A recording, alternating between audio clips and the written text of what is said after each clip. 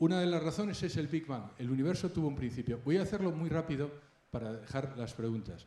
Hace 13.700 millones de años, miren, solo hay dos posibilidades. El universo es eterno o el universo tuvo un principio. ¿Estamos de acuerdo en que no hay más posibilidades? ¿Estamos de acuerdo? Lógicamente, o tuvo un principio o no lo tuvo. Hasta mediados del siglo pasado se pensaba que el universo había sido eterno. Es lo que se llama el universo en estado estacionario. Desde el siglo pasado, 1944, un sacerdote, el padre Lemaitre, formula por primera vez la teoría del Big Bang. Esta se comprueba en 1966 y después se ha comprobado sucesivas veces hasta la actualidad, que es absolutamente cierto. El Big Bang es lo que pasó. Es decir, hace 13.700 millones de años, todo el universo, toda la creación tuvo un principio. Pero no solo toda la materia, sino también el tiempo, que es algo difícil de entender. Es decir, no había ni tiempo. Lo que nos pone en la necesidad de que haya un actor que no es material y que no es temporal. Eso es lo que nosotros llamamos Dios.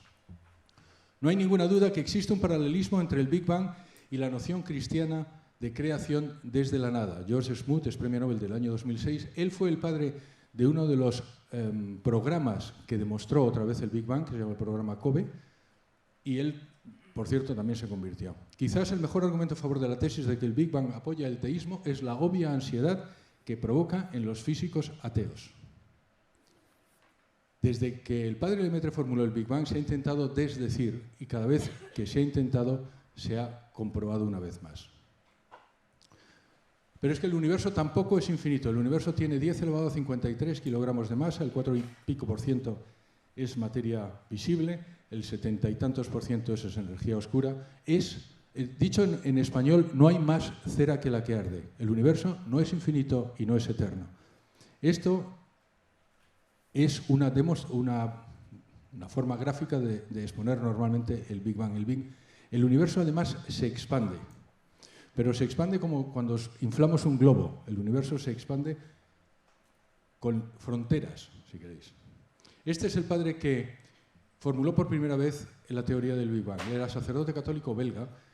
Una de las cosas irónicas, hay muchas ironías sobre el Big Bang, y una de ellas es, este señor lo formula en 1944, se le echan encima a todo el mundo, porque claro, es sacerdote, usted lo que está demostrando es que Dios existe. Eso no puede ser, no puede ser. Esto no es ciencia, esto es religión.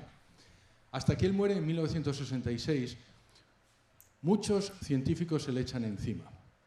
Pero una de las ironías es que estos dos señores, que se llaman Penzias y Wilson, en 1966, 6 meses antes de que muriera el padre Lemaitre, comprueban la existencia del Big Bang con esto que veis a la izquierda, que es la radiación cósmica de fondo. La radiación cósmica de fondo, para entendernos, es, si queréis, como el eco del Big Bang, lo que queda, el remanente del Big Bang. Y cuando comprueban que está por todos los lados del universo, dicen, ha tenido que existir un Big Bang. Lo que es, además, irónico, estos dos señores eran discípulos de otro individuo que se llamaba Fred Hoyle, que era ateo, y que era como el enemigo del padre Lemaitre. Esto es, de verdad, es como una novela. Estaba el padre Lemaitre, el bueno. Con él se meten todos los malos. Imaginaos. ¿Habéis visto películas de vaqueros e indios, no? O ya no hay eso. Sí. Pues entonces, vamos a suponer que los vaqueros son los buenos, ¿no? Entonces, contra él se meten todos. Y está a punto de morir. Y el malo, la némesis del padre Lemaitre, que es un señor que se llama Fred Hoyle, que estuvo nominado varias veces a premio Nobel y que era uno de los que postulaba el universo en estado estacionario, que es precisamente el que puso el nombre de Big Bang. El nombre de Big Bang lo puso Fred Hoyle riéndose del padre Lemaitre. También es verdad que el padre Lemaitre llamó a su teoría la teoría del huevo cósmico en el momento de la creación, de donde se deduce que para el marketing los sacerdotes probablemente no están muy dotados. Usted me disculpa. Entonces, le llama Big Bang, así nos quedamos con él. Y este señor tiene un discípulo que es uno de estos señores. Ellos no creían en el Big Bang y van y demuestran justo antes de que el padre Lemaitre fallezca que el Big Bang es cierto. Segunda ley de la termodinámica. El universo además tendrá un final. ¿Quién sabe lo que es la entropía? La entropía es la medida del desorden en un sistema. Muy fácil. La medida del desorden en un sistema. Lo que dice la segunda ley de la termodinámica es la entropía aumenta. Es decir, que el desorden aumenta. Es como vuestras habitaciones. Si no le ponéis energía, cada vez hay más desorden. Si no ponéis desde fuera, cada vez hay más desorden. Eso es lo que dice la entropía. Y lo que viene a decir es que al final el universo se terminará.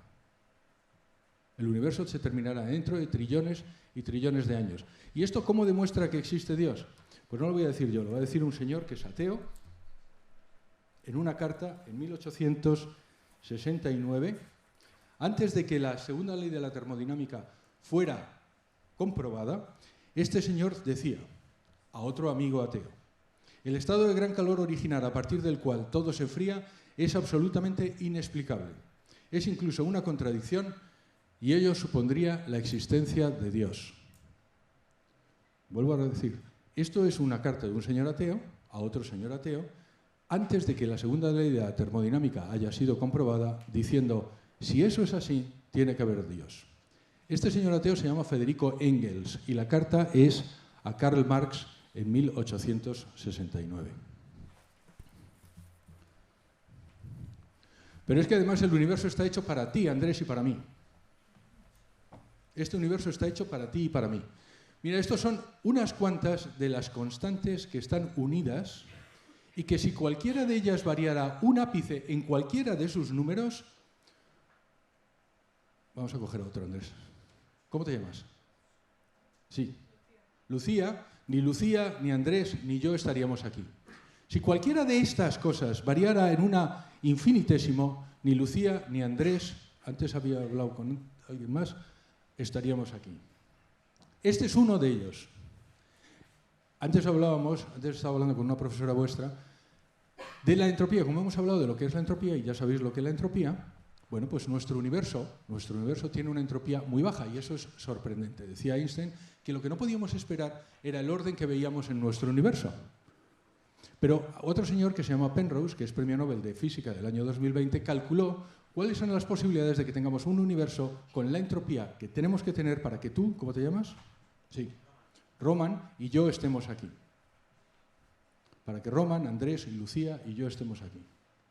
Y este señor calculó cuáles son las posibilidades de tener ese billete de lotería que nos ha tocado. Nos ha tocado un billete de lotería por el cual estamos aquí. Y existe un universo que que entendemos que es un universo antrópico, que permite la vida del ser humano. Tenemos ese billete de lotería. Pero claro, Roman, si han dado solo 2 billetes de lotería y te toca a ti, realmente no tiene mucho mérito, ¿verdad? Si tiras a cara o cruz, es un 50% de posibilidades. Él calculó cuáles son las posibilidades de que ese billete de lotería que tú tienes y que te ha tocado. Y estas son las posibilidades. Calculó el número de bariones en el universo, que es 10 elevado a 81. Calculó cuál es la entropía de cada barión, que es 10 elevado a 43. Como es el logaritmo de esto, elevado, es 10 elevado a 10 elevado a 123. 1 entre 10 elevado a 10 elevado a 123 posibilidades de que estemos aquí. Y esa es una sola de las más de 200 variables que han tenido que estar ajustadas. ¿Cómo es este número de grande? Es un número grande. En una de las conferencias que estaba dando, alguien tuvo la idea de meter ese número en ChatGPT. Y, ¿cómo? ¿Podéis calcular 10 elevado a 10 elevado a 123? Y ChatGPT contestó, es un número demasiado grande para ser calculado. Es un número tan grande que no hay un ordenador capaz de poner el número de ceros que hay detrás de ello.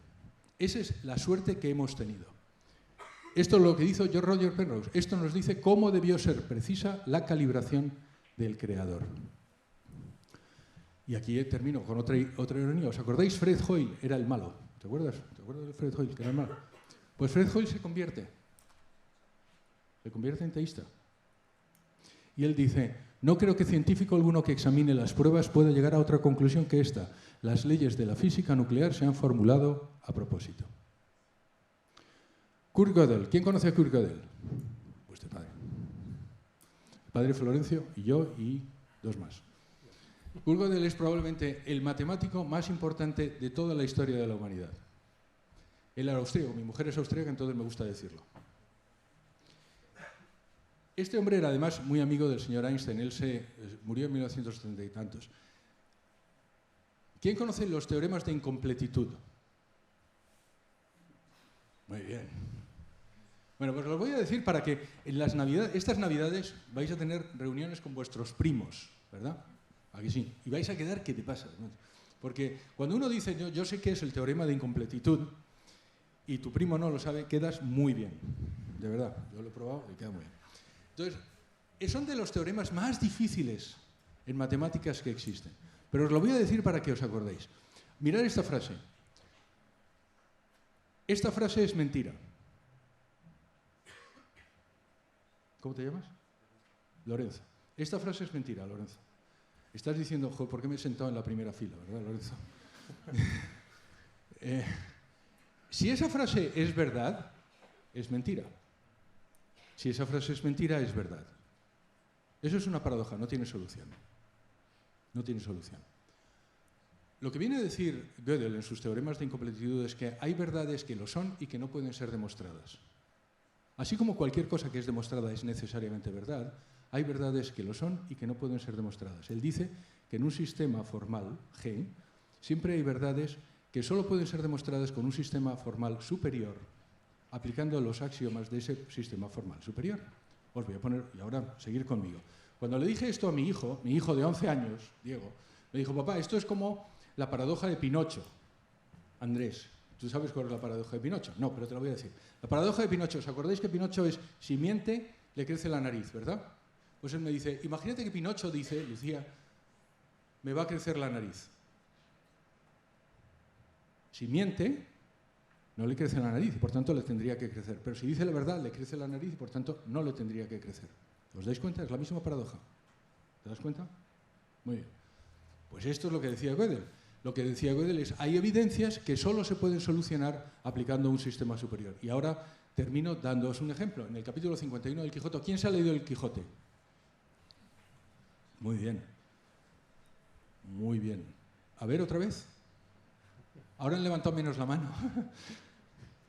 Bueno, pues el capítulo 51 del Quijote, si os acordáis, a Sancho Panza le hacen gobernador de una isla y se intentan reír de él, los nobles, y se intentan reír de él. Y le dicen, señor gobernador, en la isla hay un puente, hay un puente y al final del puente hay una horca. Y en esa horca ahorcamos a todos aquellos que van y dicen mentira y dejamos pasar a aquellos que dicen la verdad. Pero tenemos un problema, ha pasado una persona y ha dicho, yo vengo aquí a que me ahorquen. ¿Os dais cuenta? Es la misma paradoja. Si le ahorcamos, ha dicho la verdad y por tanto tendría que salir libre.